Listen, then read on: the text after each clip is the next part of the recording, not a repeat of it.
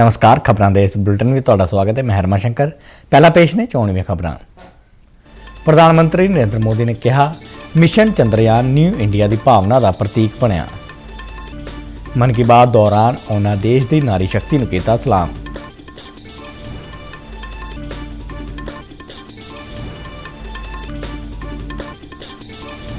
प्रधानमंत्री मुताबिक देश G20 नेतावां दे सम्मेलन की मेज़बानी लई तैयार बर तैयार। हर घर तिरंगा अभियान नूं हर मन तिरंगा अभियान विच बदलण दा दिता सद्दा।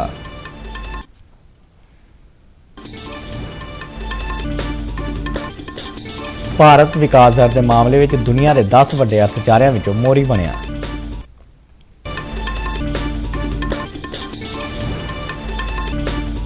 पंजाब अमृत सरोवर मिशन के अमल नूं लैके पछड़िया। विश्व बैडमिंटन चैंपीयनशिप विच भारतीय शटलर HS प्रणॉय ने कांसे का तमगा जित्तिया। ते हुण खबरां विस्तार नाल। प्रधानमंत्री नरेंद्र मोदी ने कहा कि मिशन चंद्रयान न्यू इंडिया की भावना का प्रतीक बन गया है, जो हर हालात में जितना चाहता है। आकाशवाणी के मन की बात प्रोग्राम राही देशवासियों को संबोधन करदਿਆਂ प्रधानमंत्री ने कहा कि अज देश के सुपने भी वड्डे ने अते यतन भी वड्डे ने। चंद्रयान 3 मिशन की शलाघा करदਿਆਂ प्रधानमंत्री ने कहा कि भारत ने साबित कर दिता है कि संकल्प के कुछ सूरज चंद्रमा ते भी चढ़ते हैं। भारत ने और भारत के चंद्रयान ने ये साबित कर दिया है कि संकल्प के कुछ सूरज चांद पर भी उगते हैं। मिशन चंद्रयान नए भारत के उस स्पिरिट का प्रतीक बन गया है, जो हर हाल में जीतना चाहता है और हर हाल में जीतना जानता भी है। प्रधानमंत्री मोदी ने महिलावां की अगवाई वाले विकास से जोर दिंदਿਆਂ कहा कि जिथे नारी शक्ति की समर्था जुड़ जाती है, उत्थे असंभव भी संभव हो जाता है। उन्होंने कहा कि मिशन चंद्रयान भी नारी शक्ति की एक जीवंती जागती उदाहरण है। प्रधानमंत्री ने कहा कि इस मिशन में कई महिला विज्ञानी और इंजीनियर सीधे तौर पर शामिल रहे हैं। भारत का मिशन चंद्रयान नारी शक्ति का भी जीवंत उदाहरण है। इस पूरे मिशन में अनेकों विमेन साइंटिस्ट और इंजीनियर्स सीधे तौर पर जुड़ी रही हैं। प्रधानमंत्री ने कहा कि जदों किसी देश दीयां बेटियां इन्नियां योग हो जाण तां उस देश नूं विकसित होण तो कोई नहीं रोक सकदा। उन्होंने कामना की कि सारिਆਂ ਦੇ ਸਮੂਹਿਕ ਯਤਨਾਂ ਨਾਲ देश का पुलाड़ खेतर भविख विच अनंत सफलतावां हासिल करेगा।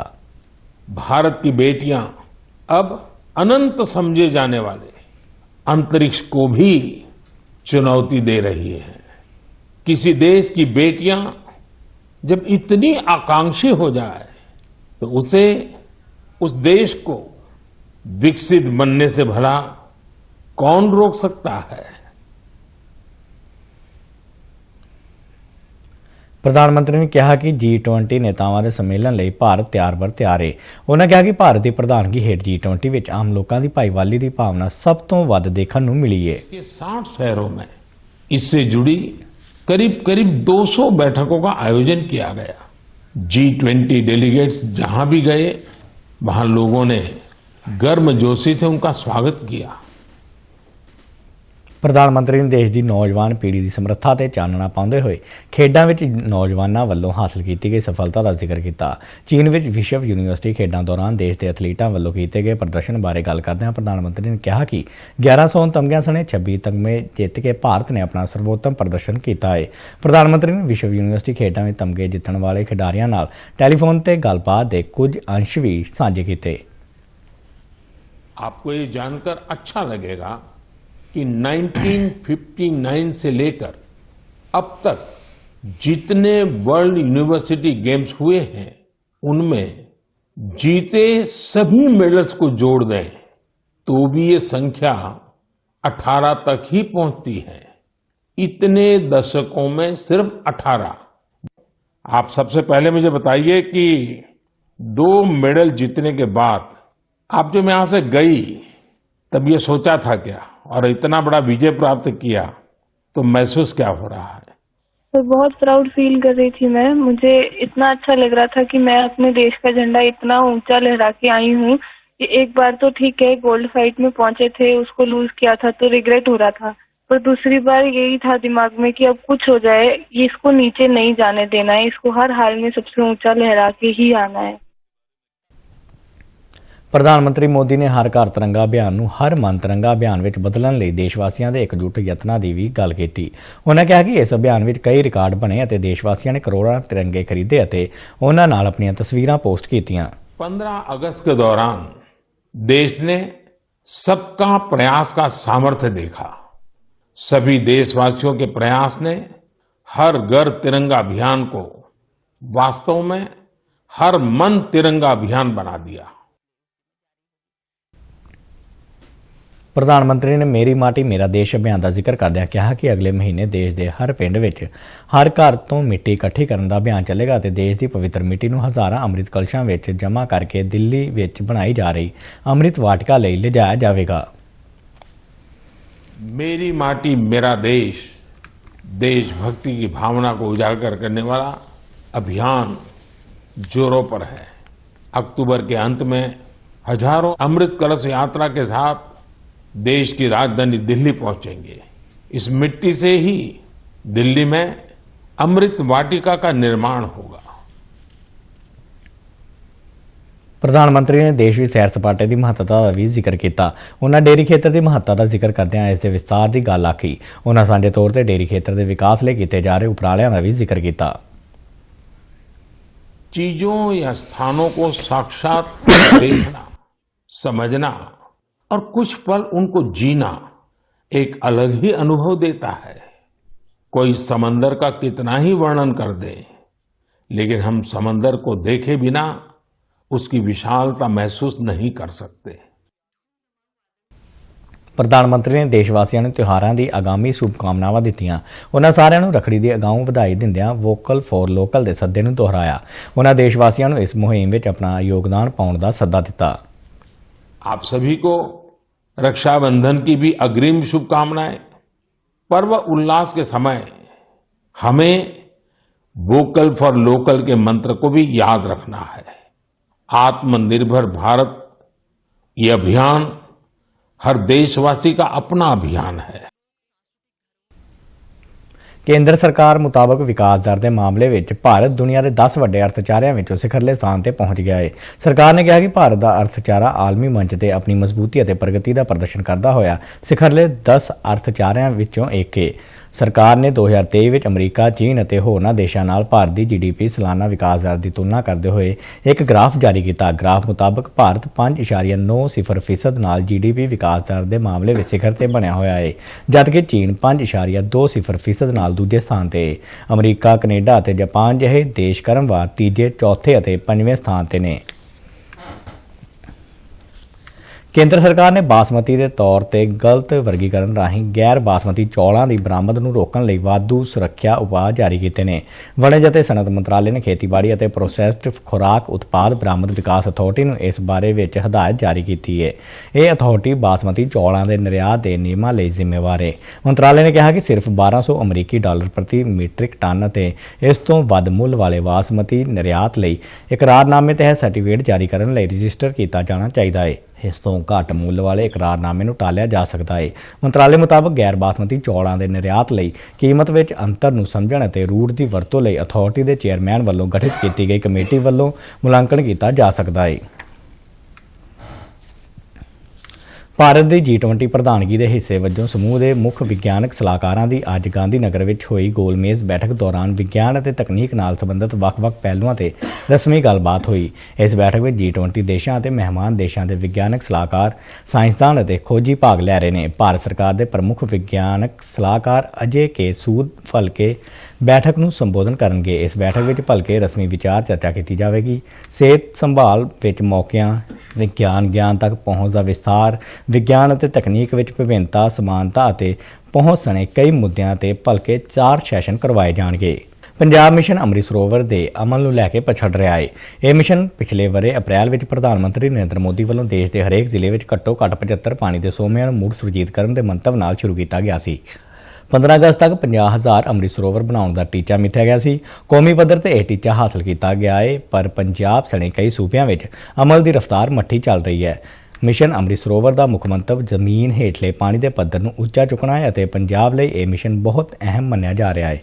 ਪੰਜਾਬ ਦੇ ਕਈ ਭਾਗਾਂ ਵਿੱਚ ਜ਼ਮੀਨ ਹੇਠਲੇ ਪਾਣੀ ਦਾ ਪੱਧਰ ਤੇਜ਼ੀ ਨਾਲ ਘਟ ਰਿਹਾ ਹੈ। ਸੂਬੇ ਦੇ ਸਾਰੇ 23 ਜ਼ਿਲ੍ਹਿਆਂ ਵਿੱਚ 2371 ਸਥਾਨਾਂ ਦੀ ਪਛਾਣ ਕੀਤੀ ਗਈ ਸੀ ਅਤੇ ਹੁਣ ਤੱਕ ਕੇਵਲ 1329 ਸਥਾਨਾਂ ਤੇ ਹੀ ਕੰਮ ਪੂਰਾ ਹੋ ਸਕਿਆ ਹੈ।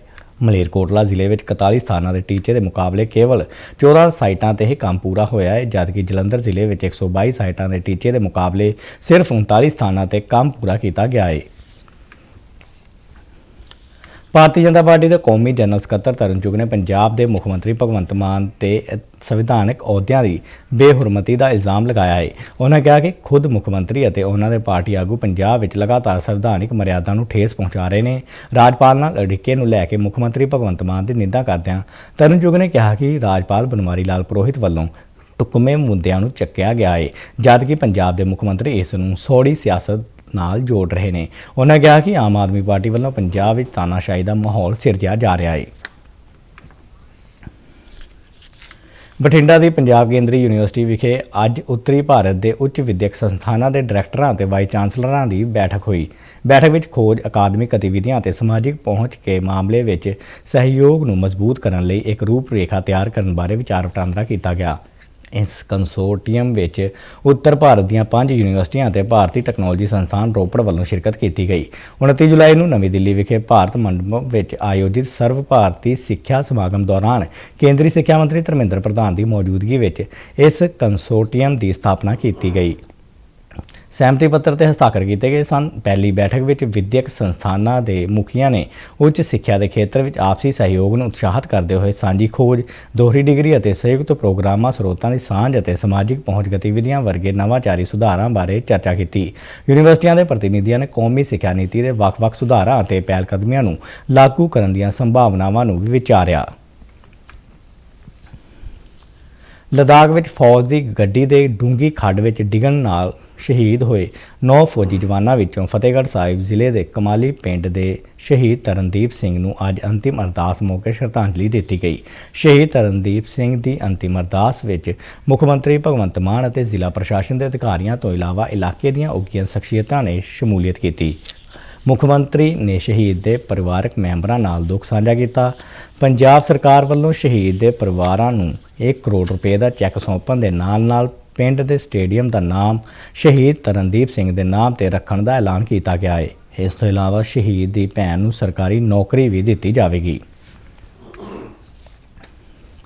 ਤਰਨਤਾਰਨ ਜ਼ਿਲ੍ਹਾ ਪ੍ਰਸ਼ਾਸਨ ਵੱਲੋਂ ਸਥਾਨਕ ਲੋਕਾਂ, ਧਾਰਮਿਕ ਅਤੇ ਸਮਾਜਿਕ ਜਥੇਬੰਦੀਆਂ ਦੇ ਸਹਿਯੋਗ ਨਾਲ ਤੁਸੀਂ ਬੰਨ੍ਹ ਵਿੱਚ ਪਏ ਪਾੜ ਨੂੰ ਪੂਰਨ ਲਈ ਜੰਗੀ ਪੱਧਰ ਤੇ ਯਤਨ ਕੀਤੇ ਜਾ ਰਹੇ ਨੇ। ਡਿਪਟੀ ਕਮਿਸ਼ਨਰ ਸੰਦੀਪ ਕੁਮਾਰ ਨੇ ਭਰੋਸਾ ਦਿੱਤਾ ਕਿ ਜਲਦ ਹੀ ਇਸ ਬੰਨ੍ਹ ਨੂੰ ਪੂਰ ਕੇ ਲੋਕਾਂ ਨੂੰ ਹੜ੍ਹਾਂ ਤੋਂ ਰਾਹਤ ਦਿੱਤੀ ਜਾਵੇਗੀ। ਉਹਨਾਂ ਦੱਸਿਆ ਕਿ ਹੜ੍ਹਾਂ ਦੀ ਮਾਰ ਹੇਠ ਆਏ ਲੋਕਾਂ ਦੀ ਸਹੂਲਤ ਲਈ ਬਣਾਏ ਗਏ ਰਾਹਤ ਕੇਂਦਰਾਂ ਵਿੱਚ ਹਰ ਪ੍ਰਕਾਰ ਦੀਆਂ ਬੁਨਿਆਦੀ ਸਹੂਲਤਾਂ ਦਿੱਤੀਆਂ ਜਾ ਰਹੀਆਂ ਨੇ।